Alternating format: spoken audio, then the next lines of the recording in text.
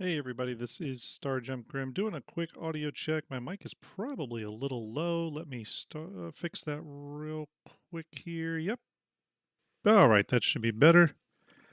That should be better. Yes, sorry about that. Okay, everyone doing a mic check. Let me know if you can hear me okay. VG saying 5x5. VG always coming in with the audio check for me. Appreciate that. We'll be back in 1 second.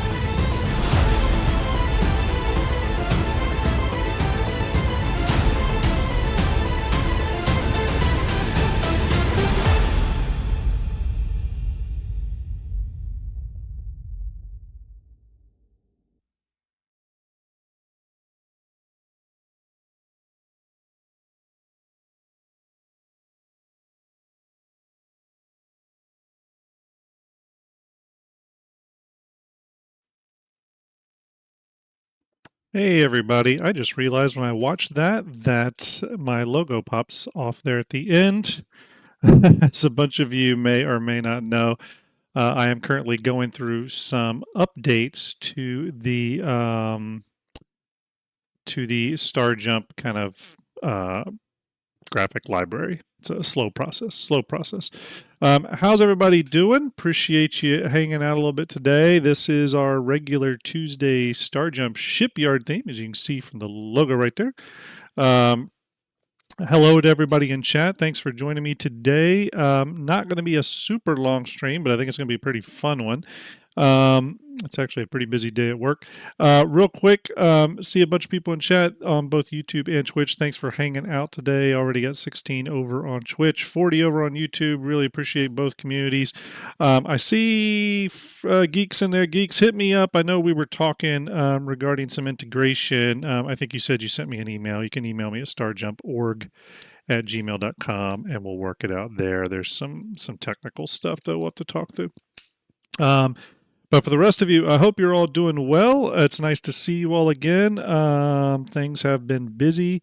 It was a great show last week on Starjump Station, Friday night with Execute.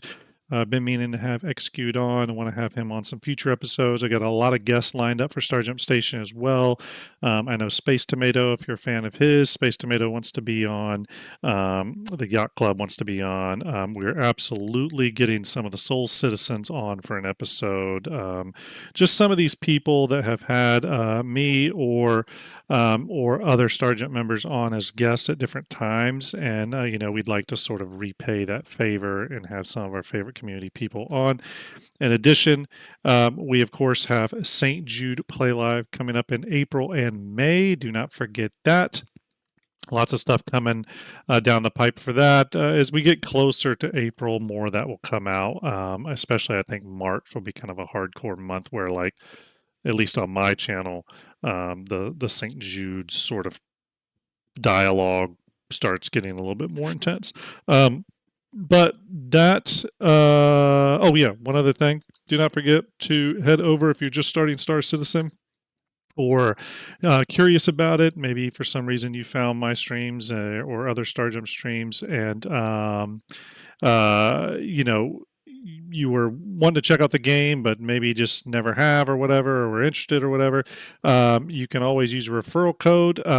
For some reason, I have like the lowest amount of referrals anybody I know. I think I got like 4 or 5 or something like that. But if you do want to use my code, feel free to. It gets you 5,000 free UEC and all that kind of good stuff. There's a link in chat. See Starjump in there in chat. Starjump says, don't pretend it won't be on. No, absolutely, it will be on your channel. I just didn't want to speak for your schedule, Ender, on when you will be talking about it. I just meant that on my channel, I'll probably start heavily talking about St. Jude related things in March when we're closer to it. I always get a little worried about talking about things too early and kind of ruining momentum. So, let's see. Artemis TGM says, "Sup, Grim? What's on the agenda today? Just got back from some ice cold cardio in South England, UK. Well, I'm glad that went well. It's colder than hell here where I'm at. I'm in Ohio, state of Ohio, city of Columbus here in the United States, and it's cold. Very, very, very cold. So, what are we doing today? Well, let's cover a few things real quick. Many of you do know that as a matter of fact, let me see if I have that up real quick here. Bear with me, everybody. And for those of you who've been wondering, yes, I do this on my lunch break. It's not easy to do. I do not recommend anyone do that. Yes, for those wondering, and we did cover this a little bit, but the Mark II Super Hornet did go live last Tuesday. So here's the interesting thing. When CIG does their behind the ships on a new ship, they come out on Tuesdays. Generally, though, unfortunately, they come out after my stream, the Shipyard stream. So moving forward, on days that I know they're going to do a behind the ships, I will fluctuate our time, the stream start time, to not start until they've revealed the behind the ship episode. That way we can talk about it. It's a ship show, so we should talk about it. Solomon says, I had a migraine and wasn't going to sit in front of the monitor. Solomon, definitely go chill, man. I am a migraine sufferer. Go chill your head. This will be on YouTube after, man. No problem there. Get some rest. It's important.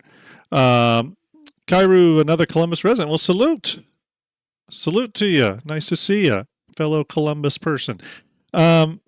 But yes, so Shipyard episode, or sorry, behind the ships episode, I'd like to kind of coordinate. I think we'll get another Shipyard episode, we'll get another behind the ships episode soon from CIG if I have some information right, and I would love to be able to cover that on here.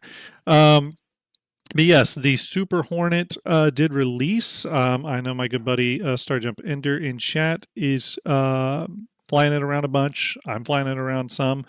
I really like it. I feel I'm a little split on it a few ways actually. I can't remember if I gave my full thoughts on the Super Hornet previously. I don't think I did though on the last Shipyard episode. I don't believe I did.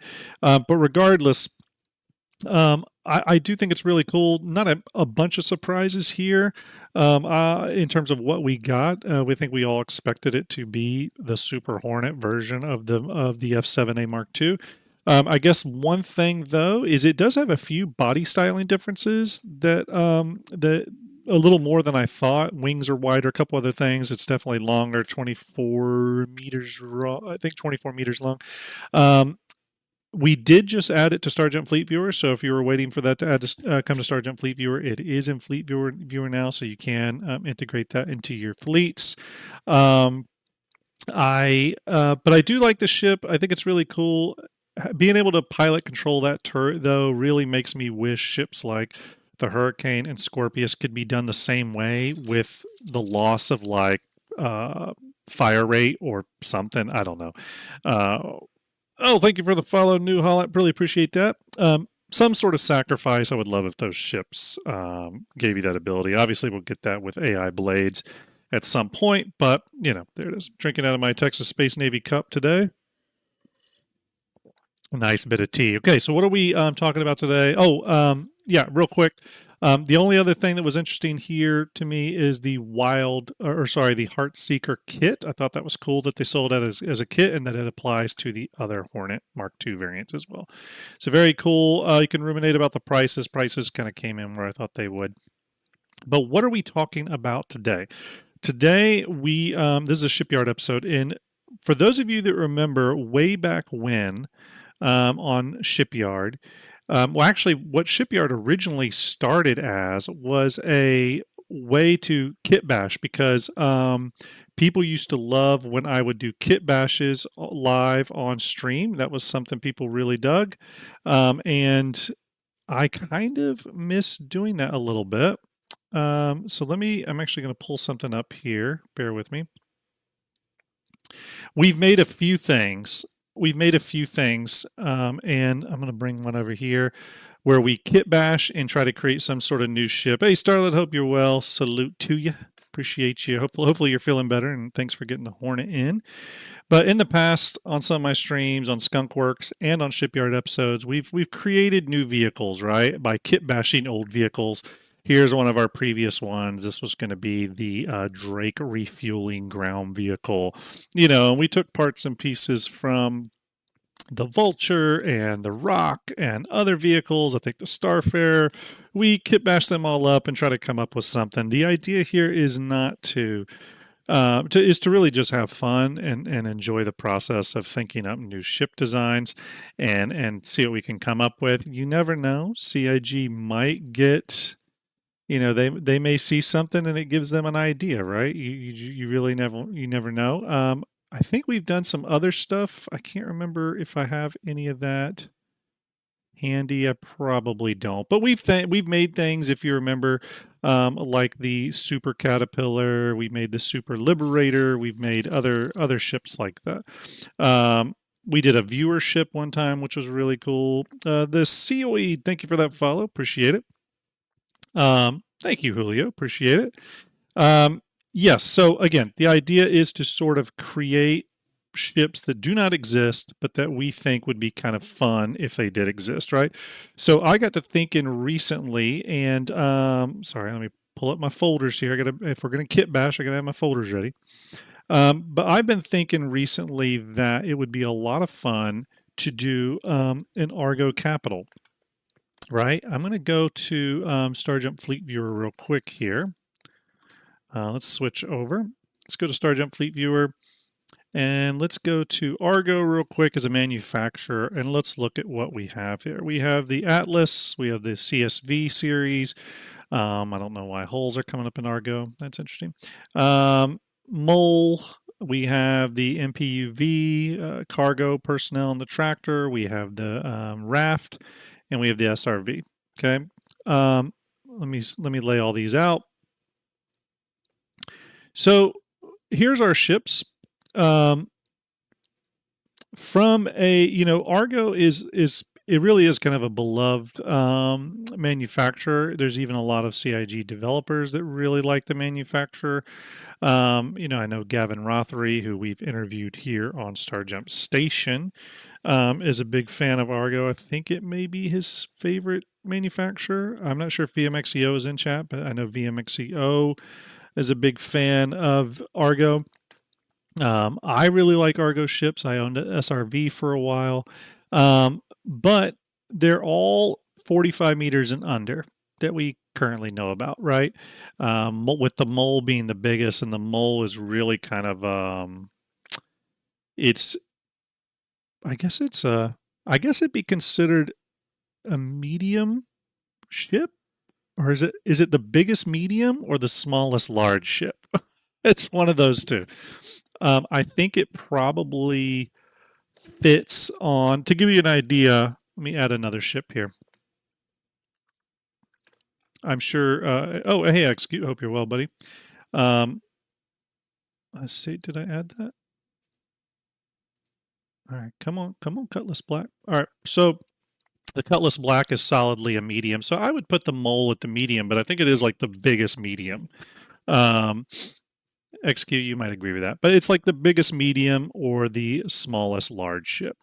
But that's kind of where it ends for Argo. And one of the biggest things I hear about time and time again is an Argo capital ship. The funny thing is I don't really hear too much about what type of capital. Real quick, everyone, I'm gonna see if I can fix this light. Bear with me. Hopefully you're not seeing anything inappropriate. Okay. But an Argo capital is something I think would interest a lot of people. Obviously, I get requests about it a lot, but I think the real challenge is what. Oh, there's my light. Appreciate it. Okay. Is what category that falls into, obviously with Argo, I think we need to we want to be somewhat realistic here, right? Argo generally is industrial in nature. We have logistical ships in terms of the cargo, tractor, and personnel variants of the MPUV. We have fabrication and resupply with the CSV series and more logistical carry stuff with the Atlas platform. So right away, they're already factoring a little bit into cargo, a little bit into logistics, a little bit into fabrication. Raft, again, squarely fits into cargo. The SRV, I would again throw into logistics. It's part of that whole moving one thing from one place to another and all that. And then the mole obviously is mining. Okay, so there's a couple buckets there that it falls into. XQ says Starjump, they really had a hard on for making an ARGO UFO. Yeah, we've seen that ARGO UFO ship on past SCLs. I don't think I have a video of that, or maybe I do. Let's see here. Bear with me, everybody. Yes, here it is. Let me open this up. This is the ARGO UFO ship that Execute's talking about. This is says here 2018 abandoned ship concept, no longer in development. It was really cool design. I loved it. I think it'd be really cool if they went with this. However, I kind of understand why they didn't, to be quite honest with you. It is a weird ship for ARGO. And kind of, I could definitely see that UFO ship playing into someone else's group, though. That'd be really cool. Hey, VMXE, I hope you're doing well. So yeah, Krivika says it correctly. I think we're targeting an industrial ship. So here's what we're going to do today. We are going to start kit bashing an ARGO capital ship. We're going to create a brand new capital ship for ARGO. Now, we're not going to finish it today. We're just going to start.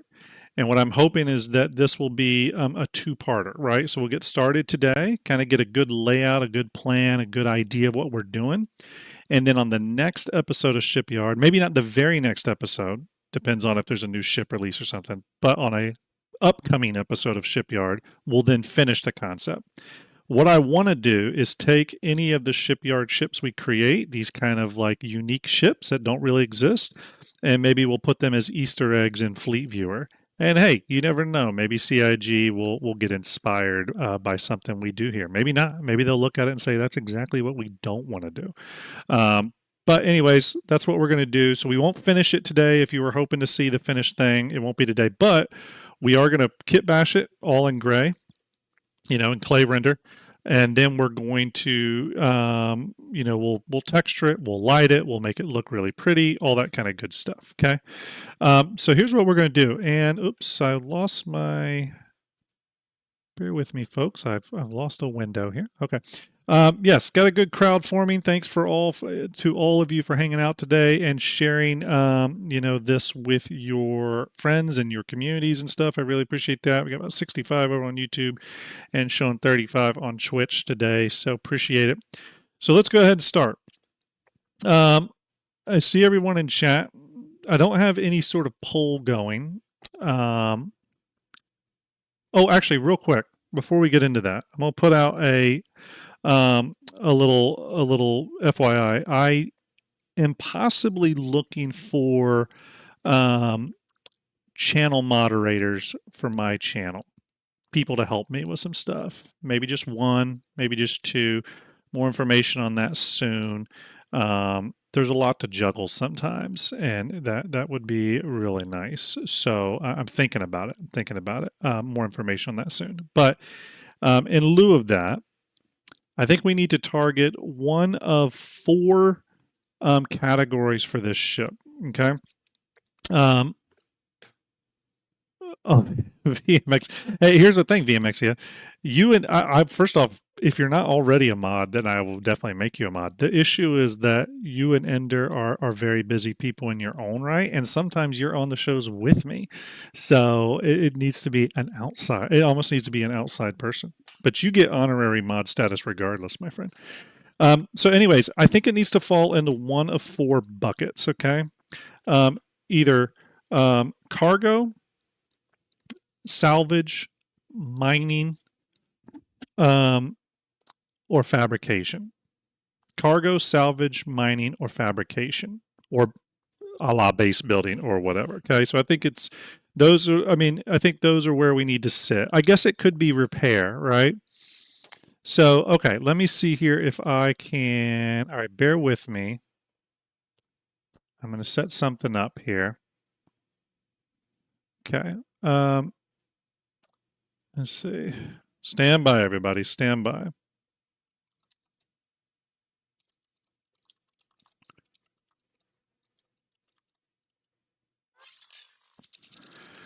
Oh, Siren the voice. Thank you so much. Appreciate that. Thank you so much. Appreciate that. All right, here we go. I'm creating a poll. The poll's going to be on Twitch, everyone, because that's what I have easy to make polls with at the moment. Mining cargo. So I did cargo, salvage, mining, fabrication, and let's do repair, right? And I'm going to put the poll up for 2 minutes over here on Twitch. Okay, poll is running, I believe. Poll is running. So go ahead and get your votes in on that. Those of you on YouTube, the poll, I got to figure out how to do polls on here. I haven't done polls before on YouTube, so I'll figure that out. Sorry. If you're on YouTube, though, feel free to jump over to Twitch and enter it. Otherwise, those of you on YouTube, feel free to say fabrication or repair or whatever. I'll take that into account. But I think it needs to sit in one of those buckets, right? In order to build this, we're going to rely on existing ships and a bunch of like greeble parts and pieces that I have outside of Star Citizen, okay?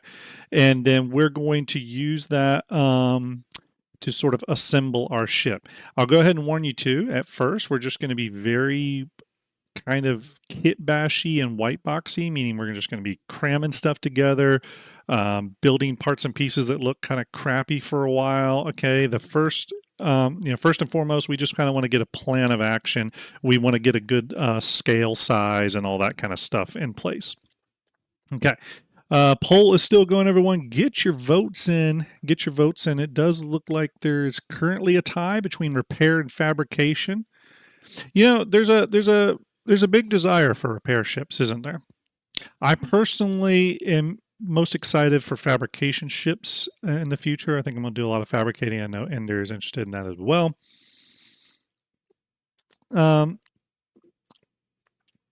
Yes, and everyone on YouTube, real quick here while this poll is ending, I am looking at ways to better integrate YouTube into not only giveaways, but things like polls and other stuff. I'm working on some things.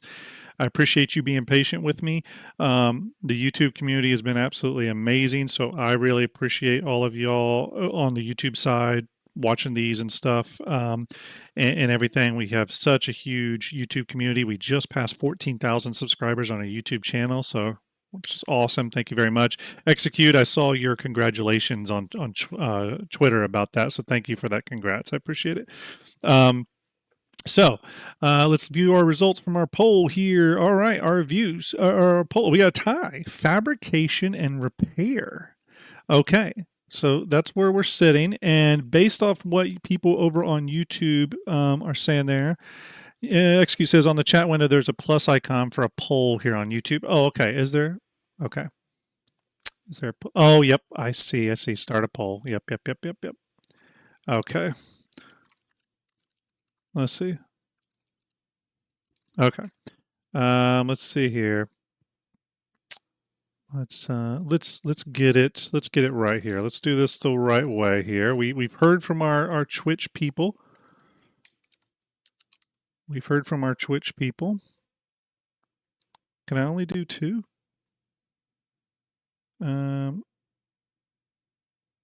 Let's see. We're going to do it after our 2. Repair. So Twitch decided on repair and fabrication. That was a tie there. And now YouTube, I'm starting a poll on your end. Let's see if this works right. Oh, God. Of course, yes and no.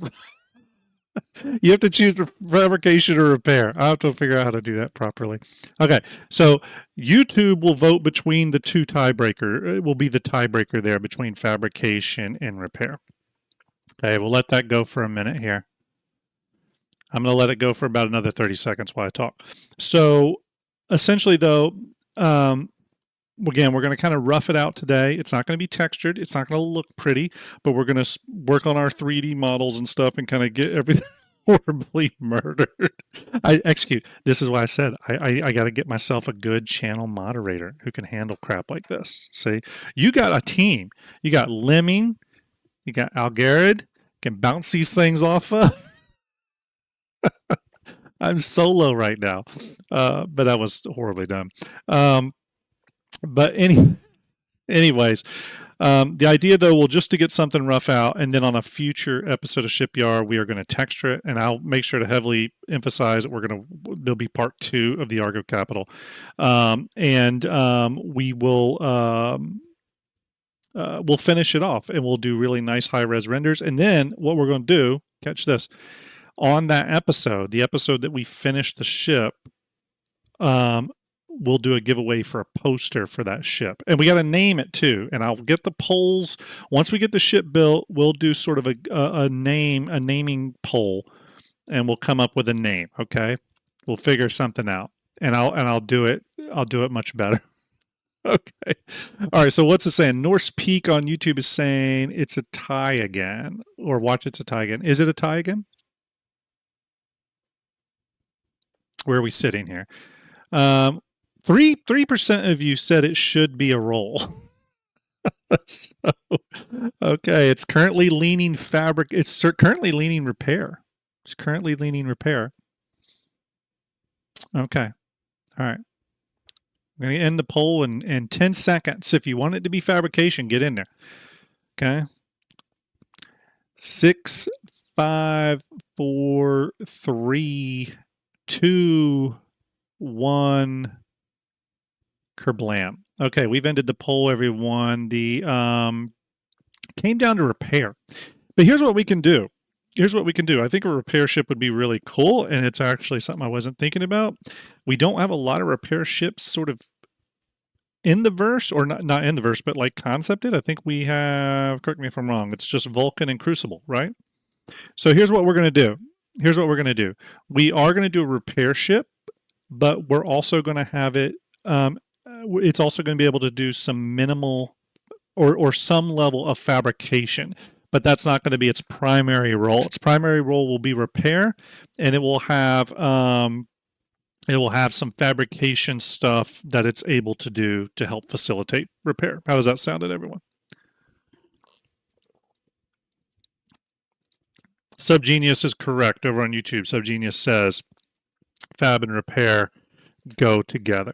Shimpasta says, question, would a repair ship be able to repair a base? I think so. Maybe we'll make it to where it can.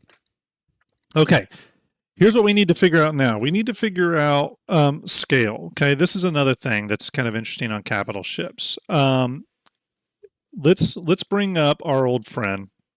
We're going to bring up 2 repair ships, or we're going to bring up a repair ship. We're going to bring up the Crucible, because remember, we are building a capital ship. Okay, so we're going to bring up the Crucible, and we're going to bring up a fabrication ship. We're going to bring up the Pioneer, and we'll bring up a Star Lancer. Even though the build is not in, we'll just use the max for the moment.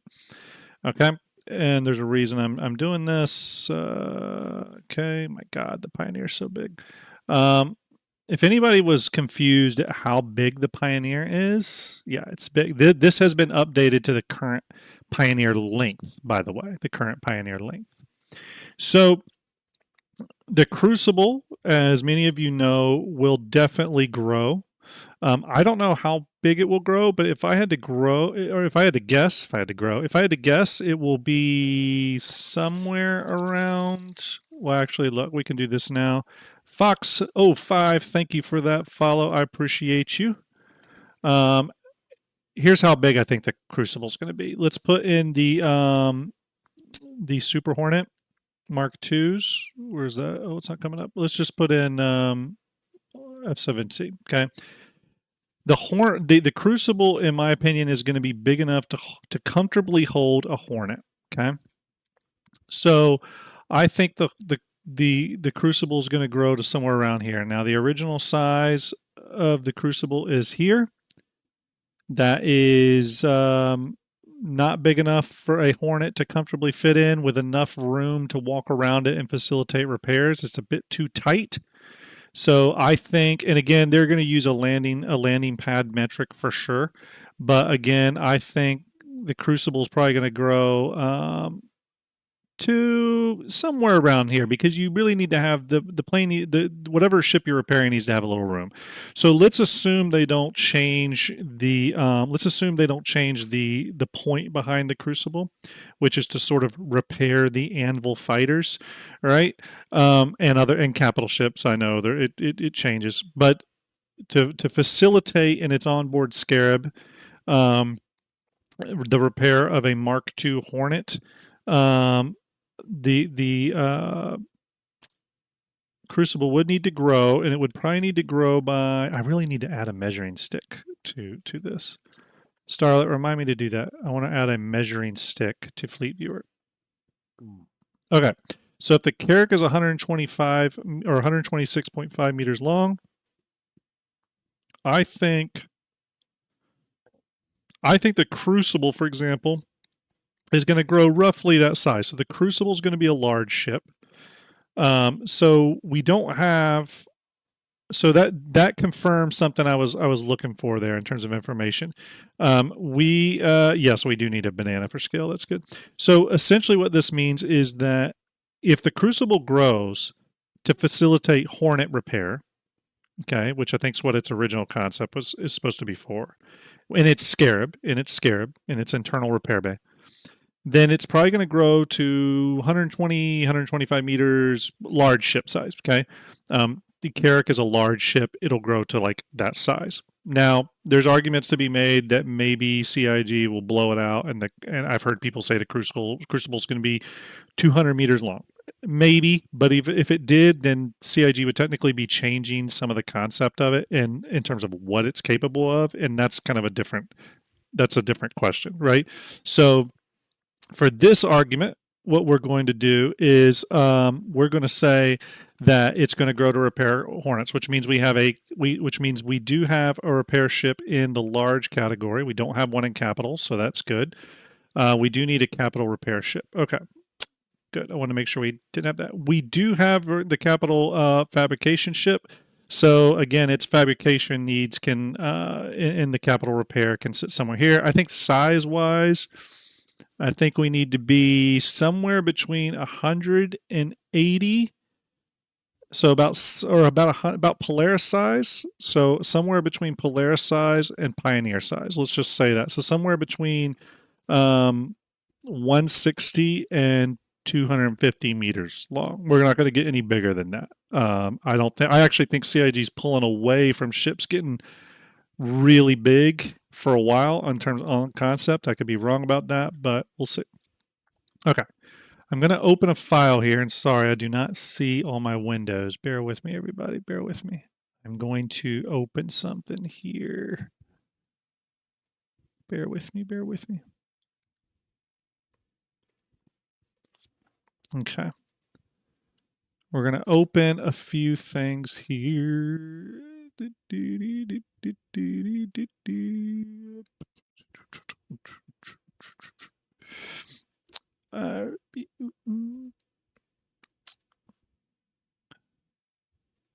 Okay, let's see here. As I'm getting stuff set up here to start kit bashing, as you all know, this does require a little bit of prep. It's not as easy as just making it happen here. Stand by, everybody. If anyone's talking to me, I cannot see your chats. Bear with me.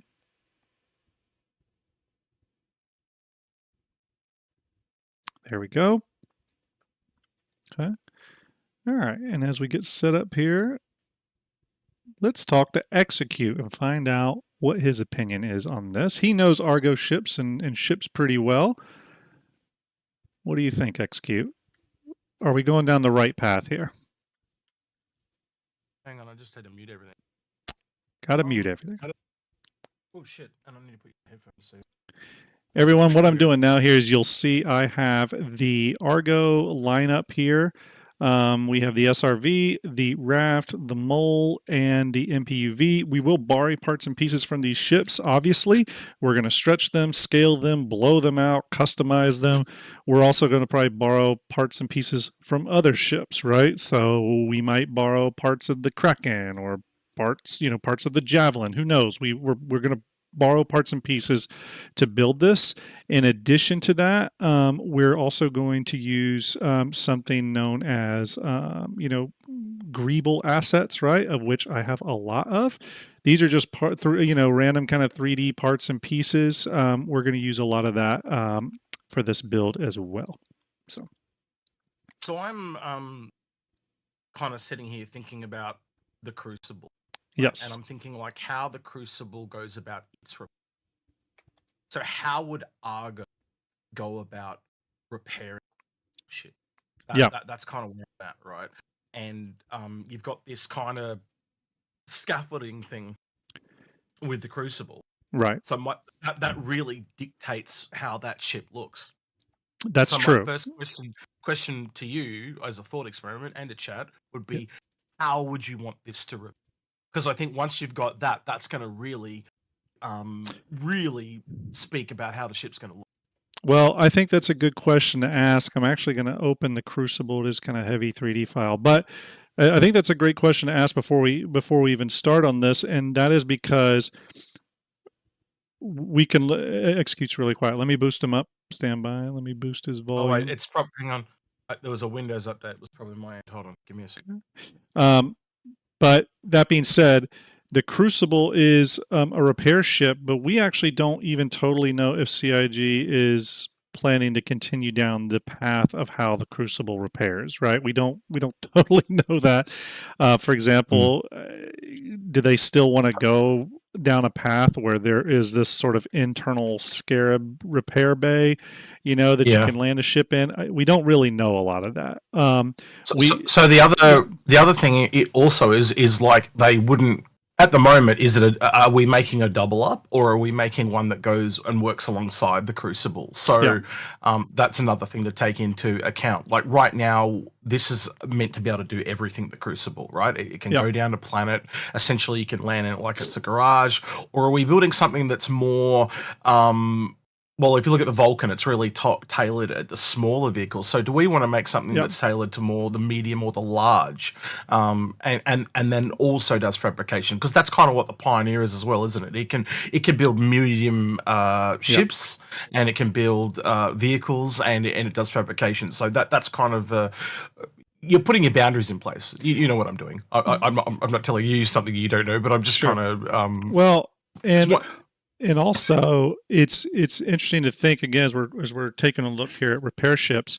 If I really do, and I said this on a previous show when CIG unveiled the new concept of the Pioneer, that I thought it was a really smart reconcepting, and I hope that when they reconcept other ships, especially other big ships like the Endeavor, Crucible, stuff like that, that they really take that approach. And the approach I feel like they took on the Pioneer was one of, okay, you have this massive ship with a massive footprint. It's a very complicated ship for us to build internally. It's going to be a very big and expensive ship to operate in game. Let's make it do more than one thing, right? And absolutely, and so let's give it a broader spectrum. It can appeal to more people, and it can appeal to more situations, right? So what if it's like a flying gas station? So essentially, it does refuel. So it takes in elements of the Starfarer. So it can like collect gas, and then it convert the gas. But it's also a garage where you can essentially land a ship or dock your ship with it and refuel and repair. So it's literally like a convenience store. You know those gas stations. So you can get some food there. You can get some gas. You can possibly sell some stuff off, which like reminds me, I'm going to go real quick because I think you've brought up something really cool here. And again, this is why everyone in chat, there's an open dialogue here. Obviously, any Starjump people, you can jump into show discussion. That's why I like these kit bashes to be an open discussion. While a lot of times I will take viewer requests and stuff for this is because that's how the ideas flow. I imagine it's very much the same way in CIG. One thing I'll add to that, though, you were talking about, where did I put it? Let me bring this up here. I'm going to share something on my screen, everybody. You were talking about a way for a ship to dock and repair and refuel. Well, immediately I started thinking about this. It's up on my screen now. This is the space station concept that we saw at CitizenCon with the big dry dock arms that extend. What if it was a ship that essentially, maybe on its front or rear side, very similar to the Crucible, but it had a sort of fly-in dry dock, right? But not a full hangar like the Crucible, because I do think that's kind of a unique thing to the Crucible. So we don't want to eat on that too much. But what if it did have sort of this big dry dock section that a ship can fly into? It can accommodate multiple sizes, gets repaired, refueled, rearmed. Obviously, with a major focus on repair. Yeah. So I'm looking at the other stuff that you had up in Fleet Viewer. So all the ARGO ships. If you can Segelian just rated me with 32 viewers. Thanks, Seg. Appreciate it. Salute to you. I hope you're well. It's been a little while. I had a good chat with him at CitizenCon. I hope you're well, buddy. Awesome. Giving you the double salute icon here, Seg. I made that recently. It's the most creative thing I've ever done. So I'll give you that for a minute. Look at those eyebrows. Holy shit. I know. I worked that out. Seg, I hope you're well, buddy. Yeah, so I think it could be something cool like that. What were you saying? Continue on. So I was thinking, well, that is a little bit like the Crucible. So it is in that vein. It's a little bit. But I kind of, if you go back to the can you bring up the hanger link screen with all the ARGO ships? Yeah. Let me so what I'm thinking is you can notice there's a style there between the mole, the raft, and the SRV, where they kind of have, if you look at them from top down, you can see they already have that kind of gap in the back. So that naturally works there, but also how do you make the ship smaller? So what if it actually kind of collapses in behind it? Right, and we know the raft is more than likely going to be like a sky crane, so you can see where I'm going with this, right? So they're kind of like telescoping. So you could have it so they kind of fold outwards and lengthways as well. So it kind of telescopes out, but it also almost like literally like a scaffolding that folds itself up. Yeah. More like a mobile gas station that unfolds, and you can have the pads fold out, and then the question becomes, how many pads do you want? So you could also make it so it's a little bit like the Liberator in a way, because you could also have it so it carries a couple of ships where like it could tow them. So it's this whole what do you call it? So it's got like the towing part, so like the repair part of the SRV. It's got the refueling, essentially taking all those rescuing broken ships mentality, but also, do you know what I mean? So I've just bundled all those smaller ships together into a bigger petrol station, roadside assist vehicle. Okay. Have I done too much? I think I might have done too much, but anyway. No, I do like this. So let's write out a few things here. So I need to switch us back to my main screen. So we're going to write out a few things here, everyone, so I can keep track of what we're doing here. So I think abilities. So the ship's going to have dry dock capabilities. It's going to need to have also, it's going to need to have a pressurized docking collar, right? I would think it would need to for certain ships. You could just do one of those dual purpose ones that are both capital and standard. On a lot of the other ships. Yeah. Okay. Cool. So you probably would need a couple of them too, depending on the size of the ship. So like you might need one on the side for a capital ship, but you could literally have one on the back between the arms, so to speak, for the smaller ones. Yeah, that's a great point. I like that. I just had a really bizarre idea. What if, unlike the Crucible, you know how the Crucible and that are like arms that go around the side? What if this is like an arm that just goes down one side, but the whole ship can just like rotate around the outside, almost like a you know how the medical arm comes out and scans over you in the bed, like that, but it goes around the outside of the ship like a drum. Yeah, that'd be pretty interesting. Just something Well, different, because at the moment, all the well, as you said, that ship dock and the Crucible are kind of the same. yeah, What differentiates this from the others? yeah. Well, that's a good point. Well, let's to sort of get started somewhere here. I think we've got sort of an interesting path. We're going to start chopping up some stuff here to start kit bashing. So we're gonna. I think a good place to start, honestly, the more we've talked about it, is the raft. Okay. I just think that it's got pieces we can use right away. Let's see here. We're just, again, when you're kit bashing, for those of you that have never worked in 3D before, the idea is to not be gentle. We're literally carving right now. That's literally what we're doing. So we're cutting off engines, we're cutting off parts and pieces here. What I mainly want to do is utilize um, these back arms, and what I might actually do is cut it in half completely. We'll see here. Sometimes it depends on how the ship is made and what the actual game file looks like, how complicated it is, because this does have internals, as you can see. I'm inside the ship right now. So, hey, PT Mud Dog, hope you're well. Hey, Mud Dog, real quick, if you could see this, currently drinking out of my Texas Space Navy coffee mug. So I appreciate you. Got a nice hot tea going off in there. Okay. While I'm doing this, what scale do we think this thing? I mean, if it's gonna what here's the thing: when you're figuring out ship scale, you need to figure out what it's servicing. So, what size ship should this be able to service? Maximum size.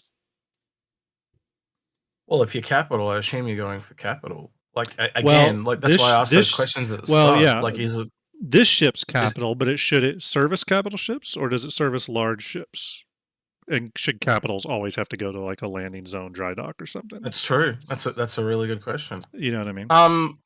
Again, I think if at the moment there's not a lot of stuff tailored towards medium, so what if you made it so it had like a medium, like 2 medium pads that Yeah. fold out or something like that, and maybe large ships could dock with it, and that's probably it. Yeah. I may have made a huge mistake here, everyone. Bear with me. Let me switch off of this real quick. I may have to restart Cinema. I may have pissed it off because I accidentally grabbed the internals of this ship when I meant to grab just the exterior. Rookie mistake. Rookie mistake. Bear with me, everybody. I only use 17th today. It's fine. We're used to it. Okay, there we go. All right, I won't do that mistake again. Okay, bear with me. Yeah. It is working, everybody. Bear with me. I'm going back over to my other monitor. Okay, here we go. What I'm doing right now, everyone, just so you're aware, is kind of chopping parts and pieces here. And that does take some time at first. I have to get rid of the ship interior, actually. That's what's causing it to lag. So I would think a typical large ship, whenever I think of large ships, I think of anything in between, and this is a big range. This is what people don't understand sometimes, is that the large ship category is actually a really big range. It really goes from Connie to Carrack. So yeah, that's correct. So I would say you're talking S5 is essentially that size. I honestly think you probably want to limit to S4. So I think more Connie and Corsair and stuff like that. If you do have a Carrack, you have to go to port. Right. Again, that puts it in that area of ships that are not really serviced uniquely at the moment. Yeah. By the way, if you're curious, everyone, yes, I am just chopping this ship apart. That's what we're doing. That is what we're doing. We got rid of the interior, so we should be able to cut a lot better now. A lot better. Okay, so size 4. What is? Remind me. What is size 4 again? I can't actually remember the biggest one off the top of my head, but things like Connie's, the Corsair, MSR, they're those ones there. So your medium, as you correctly pointed out, is the Mole is the largest medium. So you're talking like they're the bigger range of ones we're going to serve. But obviously you can serve all the way down to a snub if you really wanted to. True. Yeah. So these medium ships like a Zeus or a Spirit will be able to land on a pad. But say something like a Connie or a Corsair would have to dock. Yeah. Yeah, makes sense. Makes sense. We don't have anything that really has medium pads besides the Kraken as well, so that'd be That's kind of right. Yeah, interesting. and that's something that is really good to keep in mind. I know a lot of people, the Kraken is a monster ship. It really is a big ship, 270 meters long. However, technically, the biggest ship it services is a medium ship, like Cutlass. Yes, you can land a Caterpillar on the deck and all that stuff, but its pads were designed around, essentially designed around the Cutlass. To be honest with you. Which a lot of people forget sometimes, but it is a really kind of interesting point. I'm just cleaning up our cut up here. Oops, didn't need to do that. You got to be careful sometimes. You will grab the wrong thing. I think the other thing a lot of people that don't do 3D will realize is there's a lot of hidden shit. A lot of hidden shit. Even yeah, like you select a model and you're actually selecting a lot of stuff that you can't even see. Yep. Always. Yep. There's always stuff to deal with. There is usually a ton of crap to deal with and clean up. What is this, for example? Sometimes you just have to move things to figure out what they are. That does happen. And certain pieces are attached to other pieces and require more like delicate carve outs. That's another thing that happens. So this piece is actually all of that. Get what I'm saying? Yeah, realistically, what you actually see in a video game is like 5 to 10% of what's actually going on in the background. Yeah, exactly. Yeah. So, I kind of dig this out as again one of our arms, and the funny thing is sometimes on something like this, just for kit bashing, I'm going to just like double it up right now, and this is a really lazy way of doubling it up. But it does actually work. So I'm just going to double it up for now to kind of give this arm a little bit more something. I'll throw these in, and we're going to call this dry dock arm left. Okay. Lazy Donuts, you're not very late. Hope you're doing well. Hope you are doing well. I'm actually going to kill. Okay. You know, when I was talking about one arm, what I was thinking of as well was, remember the arm they've now butchered off the Pioneer? Yes. Yeah. That's kind of what I was thinking of. Oh, yeah. Yep. That may be something we can pull. That may be something we can pull off the original model of the Pioneer. Let's see here. We'll see if it can carve off here a little bit, everybody.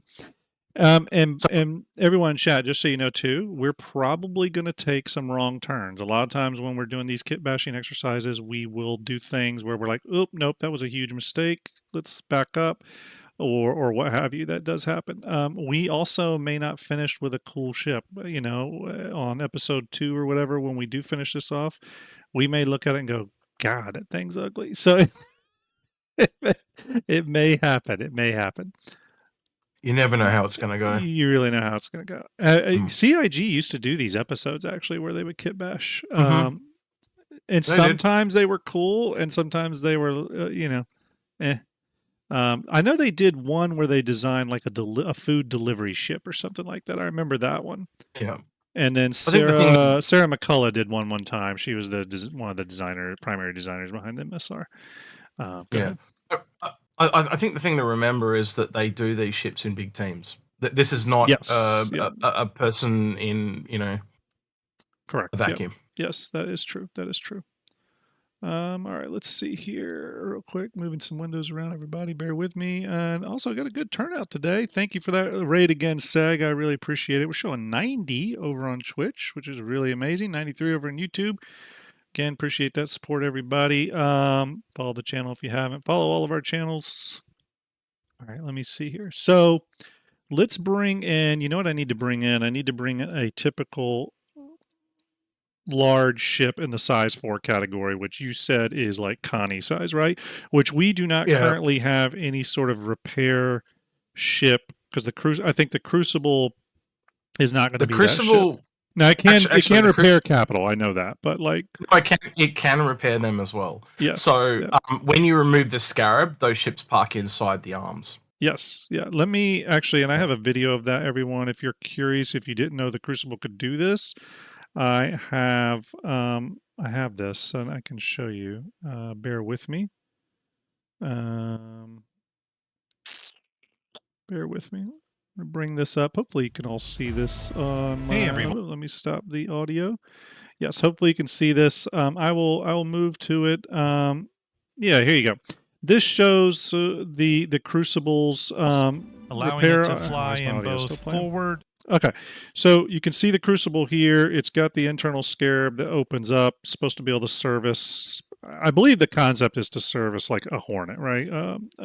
Another ambush ship. So they're kind of building it around that size. What a lot of people don't realize, though, is that the scarab actually is detachable. So you can see that here. The scarab detaches, and you're left with these two arms. There are these repair arms inside those two nacelles that fold out. Based off the concept art that you can go find for yourself from CIG, those repair arms come out, and then it can service any size ship that's needed. So it can service a full-on capital ship or whatever. The tricky thing with that is you, of course, are leaving behind a valuable part of your ship. You got to like either leave the scarab behind, or you got to drop the scarab off in space somewhere on the surface of a planet somewhere to facilitate these repairs. So. Well, the cool part about it is it's got its own components and stuff, and it can actually operate for a time individually. So you could actually be repairing, say the MPUV was broken in the Idris in the attack or whatever. So you could be repairing that while they're repairing the Idris. Right.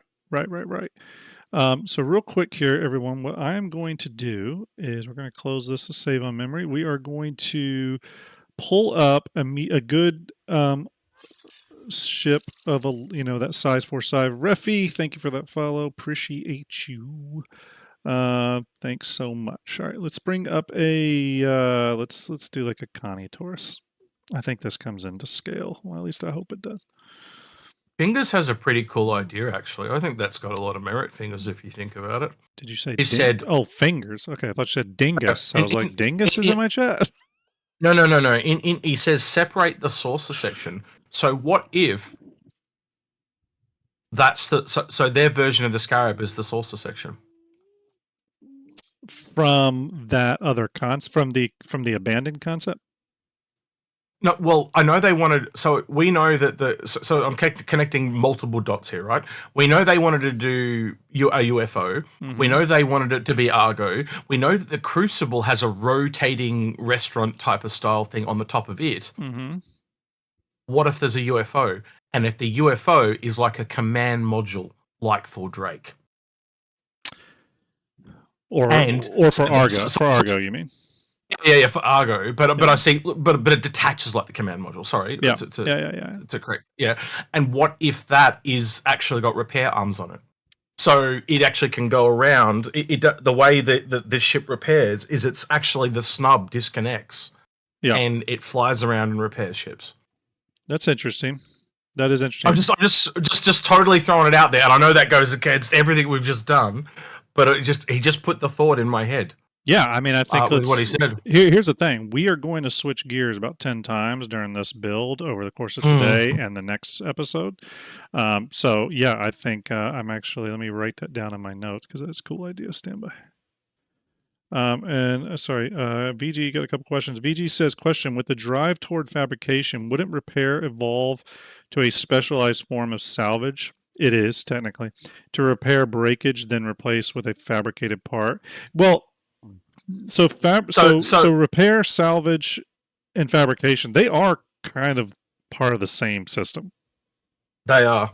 Very much. And you got to remember, you got to look at it in different ways. It really depends on how broken something is. Yeah. Essentially, at the moment, you've got an external skin and an internal frame. Mm-hmm.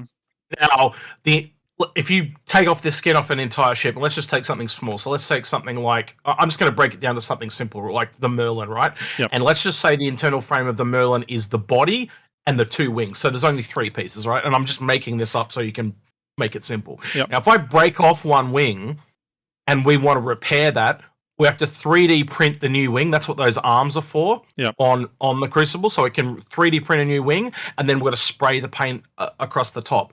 But if I completely break the core piece, like the thing that holds the centerpiece of, I don't know how else to word that, the centerpiece of the actual ship, the ship is utterly destroyed, right? Okay. And then when you build it, it has to then be built from that core piece back up again. So fabrication and repair are essentially exactly the same thing. You're just doing it from different points. And what I mean by different points is like one is like rebuilding and the other is like from scratch type of thing. And it's just that core piece that is the different thing. So you've essentially got that body frame piece that you have to create, and then after you've created that, though you're still fabricating, you're also technically repairing. Yeah, that's true. That is true. Bear with me, everybody. Checking something. Okay. Let's see. Oh, cancel. Nope. Let me grab this Connie Taurus again, everyone. I thought I had a proxy of it for better rendering efficiency, but I guess not. Okay. So, because I think when I think about that little UFO coming off too, I just like can see Ben and John lining up because it means they can have their UFO that they wanted. Yeah. And I said to them, I think the only way you'd get a UFO past Chris is if it was like the starter ship from ARGO. Oh yeah, because it's so small. But if you made it so it was like it was a part of the ship and disconnects, and I think that's kind of cool. It reminds me of Independence Day, like the UFOs coming out of the mothership. So it disconnects off, and it's being a capital ship too, it would also act as the repair ship for itself, but it also allow it to repair other parts. So it's almost like a 1950s tip of the hat. So when you used to pull into a service station and they used to all pull up and like shine your tires and do you know what I mean? So it's almost like a little what do you call it? Service droid. Like a service. Yeah. Okay. Well, yeah, and I think too, we do know. I mean, this will be something interesting too when we hopefully before too awful long get our first behind the ships on the Ironclad, because obviously that ship is under construction. Remember, one thing John Cruise said, not that they couldn't change everyone, it changes everybody, so don't bet your house on it. But John Cruise said when the Ironclad comes, we're going to get the detachable command modules. With the Caterpillar and the Ironclad. Now, they could change that and they could just be stuck on for now, but we know that's something they want to be able to do, so it would make sense. And going back to the Crucible, that would be, its bridge. Let me switch over to my Fleet Viewer screen again. Do I have the Crucible up still? Yeah. So don't forget this this bridge, this rotating bridge, which funny enough, I still think is something CIG is going to reconcept. That's my opinion. But the whole point of this rotating bridge was so that you could service ships, or so that you could swing it around to fly the ship in either direction. And that's one of the biggest reasons why I think this type of bridge on the Crucible will be reconcept. I don't know what you think about that, XQ, but one of the primary reasons is because it's supposed to be able to fly forward or backward. And I don't think CIG's, and I don't think their flight mechanics engine and stuff will even support that, if I had to guess. Well, or maybe it would, but it would be like for one ship that they would be making those. Well, if you think about it from an aerodynamics perspective, it's literally completely balanced because it's flying only forward and backwards. Once it's rotated, it's just a circle if you think about it. Right. So that all works totally fine, but I think realistically, there's no need for it to do that. Yeah, like there just isn't. And quite honestly, I think it would be far cooler if it just flew forward with the front ramp being the front. Yeah. Because there are not a lot of ships. Like you would have heard me say this a few times. The Caterpillar is a really fun ship to fly because you are right at the back. Now, there's not many ships that do that. Currently, you've got things like Idrises, and there's not many of them. But off to the back and off to one side, even it makes it really interesting to fly. So putting this at the kind of back, it does make it more interesting to fly, in my personal opinion. Yeah. So here's what we're going to do next. We've got kind of, again, we're just starting with stuff here, people. So we've got, I just put some arms out here. Not that those won't heavily change, obviously. Maybe we'll borrow from the Pioneer. Maybe we'll borrow from something else. But for now, we got these sort of repair arms spaced out enough that you could technically do repair operations on something like a Connie comfortably, right? because you need to have a little bit of space, a little bit of gap there. Oh, thank you, Sky Bob, for that follow. Appreciate that. You need to have a little bit of space there to comfortably work on the ships, do any maneuvering they need to do, what have you. So, again, it's not that these won't be totally switched out and replaced with something different that we think up. Oops, I'm not showing you all the right monitor, sorry. It's not that we won't change these arms completely, but for now, just so that we can like move forward, I'm just placing them there, right? Because that gives us a little bit of a scale to like build from, right? We got to start thinking about this ship in terms of its habitation and I mean, one thing we know, if it's going to be a repair, rearm, refuel ship, it's going to need to have an area to carry. It's going to have enough space to have fuel tanks to carry extra fuel, much like the Kraken does. For those that have seen the cross section of the Kraken, it's got a room that has 4 giant fuel tanks in it that service the ships on the deck. In addition, we need to have a decent cargo area to carry the repair materials. Remember, repair is going to be a resource-based system, right? So you're going to need to be able to have a cargo area with enough space on it to repair those ships. So I've just been reading a few things people have been saying in chat, right? So people are saying instead of doing the little UFO thing, you could have also used drones. And I'm kind of sitting here thinking is why couldn't you do both? What is that? Why don't you make that the unique thing of this ship? So instead of, I know you've got to put the arms there, but what if you had like, it's a platform that they land on and drones come out, plus you've got the little UAV that can detach. So you can manually kind of do it yourself or have automated drones to repair it for you. It's interesting. It's definitely an interesting way to go about it. I wonder if the drone thing with the landing platform, I mean, I guess it's kind of borrowing a little bit of the Kraken, a little bit of the Vulcan. Yeah, that's what I mean. It's kind of like halfway between the Crucible and the Vulcan, right? So it works there, and then obviously having a little own repair snub puts it in the capital class, which is like where you were trying to go. So I don't know. That could be kind of interesting though. That's there might be something there. There might be something there. And someone was mentioning the Endeavour cab, and there was another ship they mentioned as well. But like the UFO detaching, that literally is like the command module thing. I think it works on a couple of levels, but yeah, I wouldn't disagree. I wouldn't disagree at all. Yeah.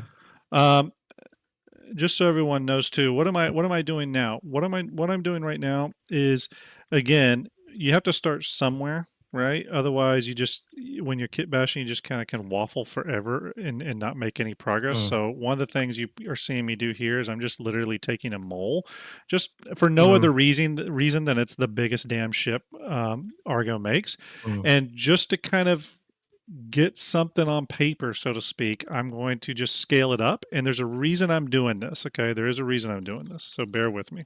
I know it's going to look crazy at first. I want an acronym for chat for UFO that means something along the lines of a repair vehicle. So if you had the letters UFO, how would you roll that into a repair vehicle? Oh, like what because Argo always has the acronyms. Whatever they fucking mean. I can't even remember now. What was it? Rescue something? Oh yeah, I can't. They got really weird names. They got really weird names. But how would you take UFO and make that into like a repair refueler type name? Yeah, I don't reckon. I can't think of one. That's one that's good shit because I'm struggling big time. That's a good question, though. That is a good question. All right, here we have a lot of stuff we have to move. Okay, so why am I doing this? Why am I just like kind of stretching and squeezing an Argo mole on the front of this? Let's just say, and here's why I'm doing this. Let's just say, and by the way, this area that we are in is to scale. So for example, if I put a yardstick in here and I put that yardstick at 48 meters, if I put that yardstick at 48 meters long, which I think is the length of the mole, then it should be the length of the mole, give or take. Ooh, right. That's a really good one. There's a couple of good ones there. Universal Fixing Operation Platform. I don't mind that one. Utility Fabrication Operations. Dude, you guys are good at this. Wow, I'm impressed. Wow, that's not bad. That's not so bad. good. So you know what? Unified Assistance Platform because he's done UAP. Yeah, that works as well, Jock Cop. Oh wow, there's some really good ones there, boys. You know what? Wow, I'm impressed. You know what I'll say? This is a complete tangent. Those are really good, by the way. Let's save those. Here, total tangent. I know VMXEO might be still in chat. Me and VMXEO wanted to do an episode just like this, but where we both competed and each made our own kit bash concept on live stream. Oh, wow, yeah. And the concept was going to be essentially a ship, and you've talked about this a lot, a ship that uses the Fury as detachable turrets. And we were going to, you know what? We're going to kit bash. We make 2 teams. We do it as a charity live stream, 2 charity live streams, and all the money goes to like your St. Jude's thing. Yeah, and if Ender's listening, that could be a good St. Jude thing. Yeah. And we build we just get 2 teams. Like I'm sure I could pull ARGO in, probably get Paul in as well. So we get like a lore person each, a kind of design person, thinking person, and then and you know whatever. We'll work it out in the background. But that sounds like a really good idea. Could be really cool. Okay. And Chach can obviously help out as well. Yeah. And then we'll get Ben Curtis to judge him. Actually, I could probably reach out to Ben and John. Yeah, I have a DM going with them. I could always ask them for charity. They might be into it. Okay, so here's why I did this. Yeah. They may not want to though, because they'll be like, "Oh, that's getting a little too close to our nightmare, the next greatest starship." No, they literally don't have to say anything. They just say that one, and that's it. They don't even have to say why or anything like that. That one. So, if any of you are wondering why I just threw something on the front of this, even though this is not maybe what it will look like at all, is I wanted to, like, if I throw a substantial amount of ship up here, and maybe it's longer, maybe it's shorter, I don't know.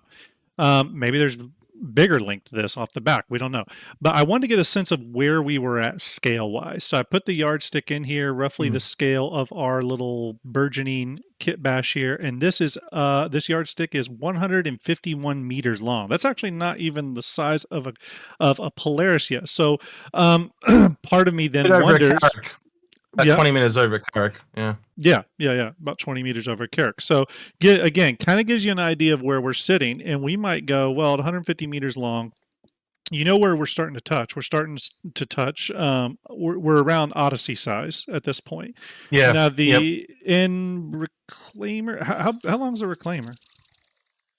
Oh shit! Foco, thank you for the follow. I think it's a really weird website called Hangerlink, and I have to have a look. Yeah, there is a website actually. Yeah. Give me a second. Reclaimer. Reclaimer is 155. Okay, 155. So much like I thought, the Odyssey Reclaimer. To me, this is my opinion. I feel like this is damn near official because of their modules. Arrow, I can't say the name. Thank you for the follow. Appreciate it. Those ships, to me, I consider capitals, personally. I think whatever gold passes they get, they're going to get all capital components. I think CIG looks at the Reclaimer as a capital. I think they look at the Odyssey as a capital ship. That being said, I would agree with that, because basically a ship is not really based on its size, it's based on its components. And the Reclaimer has a bespoke capital power plant. Right. But anyways, you can kind of see where we're heading with this. I'm digging it. We're at the 1.5 hour mark here. So what we're going to do is we're going to save, and we're going to talk about this for a bit more. So can I point out 2 things that I've just noticed? You've already got like a little circle motif on the top of that thing. So that's the thing that you blow out if you want to do the UFO aerial. I'm also noticing the arms that come forward. I could almost see cables going off the end of those arms and into the ship. Almost like for refueling lines and stuff that would be feeding all that fuel and shit to the back. Yeah. Almost where those back 2 engines are on the front cab. Yeah. I'd love those to be like big fuel oil drums for repair and thing. Because have you seen the rooms on the Crucible? They have these rooms. They're only bespoke, but it has all these containers of different liquids for repair and stuff. So we would need, almost like where the saddlebags are, you could have containers for the refabrication. I don't know what the fuck they call it. Fabrication materials. Yeah. Exactly. I think too. Let me throw this down here. Everybody, stand by.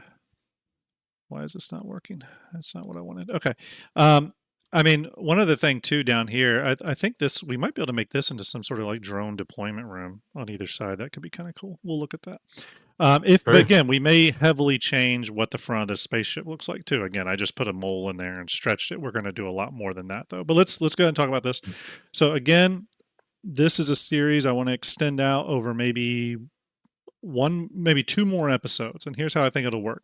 We've got a good game plan today.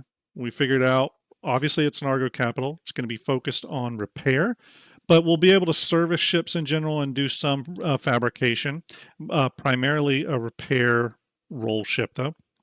It's going to be able to service large size 4 ships, so up to constellation size. I think the question then becomes, though, is it able to service 2 at a time? If so, maybe it's even a bigger ship. But regardless, that it sort of focuses on Connie-sized ships. It's and so we're kind of getting basic layout on this episode, which I think we've kind of got a general idea of where we're going. We have an idea to bring in the UFO as a sort of detachable element, which I think is really cool. I'll need time to model that out, though, so that's why I can't do it on this episode, but we will get to that. And we have a bunch of other cool ideas. On the next episode of Shipyard, we're going to take this and start getting into the nitty-gritty modeling. In between now and the next episode, I'm probably going to prep some stuff, so I'll probably model out the UFO part and some other parts and pieces so that when we're kit bashing live on stream, I can generate stuff quickly, because sometimes this shit takes hours to model. And that will be episode 2. We'll kind of get the mesh itself finalized. On episode 3 of the Shipyard Kit Bash ARGO project, we will do all the texture work, right? Which ARGO, we usually know what those look like. It's probably going to have a lot of orange, a lot of black, a lot of chrome, but we'll get it fully textured. For pink. Or we could do it pink. I'm joking. But we'll get it all in chat. Someone was saying it needs more VTOLs, but I think that's another question. Is this thing space locked? Well, that's a great question. Yeah. That's a great question, and we'll have to figure that out. But we'll do all the texturing, all the lighting. We'll do decal work. We'll do a poll that day where we name the ship. Maybe on the next episode 2, I'll give you a special email address you can submit name ideas to, or somewhere you can submit name ideas, and then we'll get we'll do a poll on like the top 5 names or something. So I think we have to limit that, right? With everything, boundaries are a good thing. Yep. So it's got to be 4 letters. It's got to be 4 letters. Okay. And try and think of a cool name, like, Raft, Mole. The acronym has got to be good. Yeah. GASS. Yeah, something like that. And again, remember, when we do get this thing done, when it's done on that 3rd episode, we will we'll get a cool image of it, like a cool angle, and we will render it out, and I will make a really cool poster, and someone will win it. We'll do a giveaway, or maybe we'll do a few posters that we give away. But you can kind of start to see here how it's taken shape. Again, we're just getting started. This is a process. Originally, I thought, I'll do it all in one day. That's very hard to do, just so everyone. There's a lot of We'd be here for like 8 hours doing that. So, but we're on a path. I think it's going to be a lot of cool, or it's going to be really cool and a lot of fun to kind of progress through this. Again, Starjump Shipyard is every Tuesday around this time. And you never know. We might do a night show, too, to just catch up on this. If we need to fit one in between, maybe there's a night show on Sunday night this week or something to kind of catch us up a little bit. I'll definitely put out posts about that. A balmy 4:30 a.m. on what is it? Wednesday, I think it is for me. Oh, geez. Yeah, Wednesday. Yeah, it's fine. But based off that, I do unfortunately have to get back to work. Again, I told you all this would be a little bit of a short stream today, but I think it's going to be a fun project. Hopefully you're all excited for it. I think you all are. Again, quite a few people, over 100 people on Twitch, which is absolutely amazing. Again, I really appreciate that. Let's look at who we're going to raid today. I want you all to send them some Star Citizen love. Actually, I know who we're going to send to. Go ahead. I was going to say real quick, it is actually good to have breaks when you do these kind of brainstorming things, because you step back a bit, and like we had all these cool ideas, but once you have all those ideas that you get from other people, they stew a bit, and you'll find that you get your own ideas. So if the same people are in chat right now come back next week, they're going to have a bunch of ideas themselves to add into the pot that'll just enhance it even more. Yes, exactly. Everyone, I'm going to send you over to someone who's really, really awesome dude. I had a lot of fun talking with him the other day. I want you to give him some Starjump love. Give him that follow. Support his channel. He seemed like a cool guy when I talked to him. Had a lot of fun. It's going to send you over to Citizen Spooner. So make sure you give him some Starjump love. Hope you all have a great rest of your day. Execute, thanks for coming over here and waxing poetic with me about ARGO Capital. I'm actually kind of excited about this and wish CIG was doing this. So, well, I think that's the thing. Like, if we can find a way to put a UFO on an Argo ship, you never know. It might not be the ship that they build. Yeah. But the fact that it's like a detachable UFO, like a little, like essentially like the Fury or like a snub, I think that'll be enough to motivate them to try it and go back to Chris, and it might become a reality. Yeah. This ship won't become a reality, but if we give them a cool enough concept for the UFO, that may just become a reality, and we can say, hey, I agree. We gave him that idea. I agree. Everyone, I'm sending you off now. Please give Citizen Spooner some love. Give him a follow. Appreciate it, everyone. Have a great day. Talk to you soon. Mod to There's some good names in there. Did you see them? There was.